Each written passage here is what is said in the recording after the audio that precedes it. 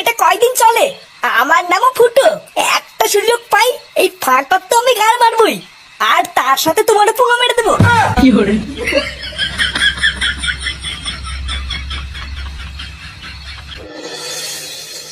কি গো শুনছো? তাড়াতাড়ি এদিকে এসো। সাত সকালে বছর গন্ডার দিন কি শুরু করলে বলো তো? কি হয়েছে নাকি এত চিল্লাচ্ছ কেন? চিল্লাচ্ছি কি আর সাধে? কাল রাতে তুমি আমাকে বললে মিসকিটের উপরে নাকি তুমি 500 টাকা রেখেছো। কই, ওখানে তো কোনো টাকাই নেই। কি হয়েছে নেই মানে? কাল রাতে আমি দাদু ভাইয়ের জামা কেনার পর জল জানতো 500 টাকা রেখেছি, আর এখন নেই বললে হবে? আরে হ্যাঁ গো, তুমি নিজে গিয়ে দেখো না, ওখানে কোনো টাকাই নেই। নেই মানে? এটা কি চাচ্ছি কি নাকি যে ডানা মেলে উড়ে যাবে? একটা কল করে 500 টাকার নোট নিজেরই হাত দিয়ে আমি ওখানে রেখেছি, আর এখন তুমি নেই বললে কি আমি মেনে নেবো? একটা সুযোগ পাই এই ফাটার তো আমি গাল মারবই, আর তার সাথে তোমার পোঙা মেরে দেবো। ও বুঝেছি। ফুটো কোথায় গো? ওকে ডাকো। ও তো বাড়িতে নেই, সেই সকালবেলায় কোথায় যেন পিকনিকে গেছে। পিকনিক করতে গেছে? দাঁড়াও, ওর পিকনিক আমি করাচ্ছি।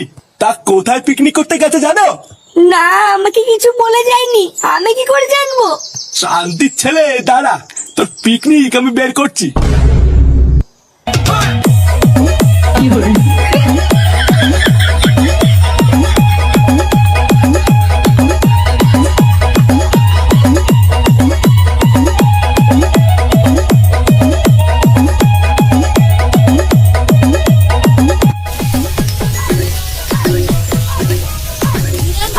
পল্টুদা, মাংস দিয়ে সেরা গন্ধ বেড়েছে কিন্তু।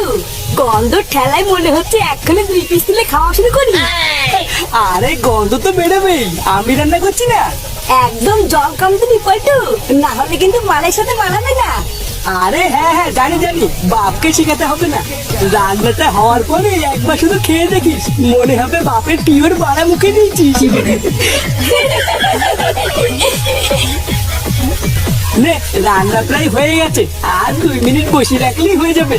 ফুটো কোথায় রে? যা ওকে ডেকে নিয়ে গিয়ে এই জায়গাটা এসে পরিষ্কার করে দি। ও ফুটোকে ডেকে লাভ নেই পল্টুদা, মালটা পাগলদের মতন একা একা নাচ করছে। তোমার রান্নাটা হোক, আমি আর ফটকে দুজন মিলে পরিষ্কার করে দিচ্ছি। দিলীপ বাবু, ও দিলীপ বাবু। আরে নান্টুদা, কি মনে করে? আপনার ছেলে পল্টু কোথায়? পল্টুকে ডাকুন তো। পল্টু তো বাড়ি নেই, পিকনিক করতে গেছে।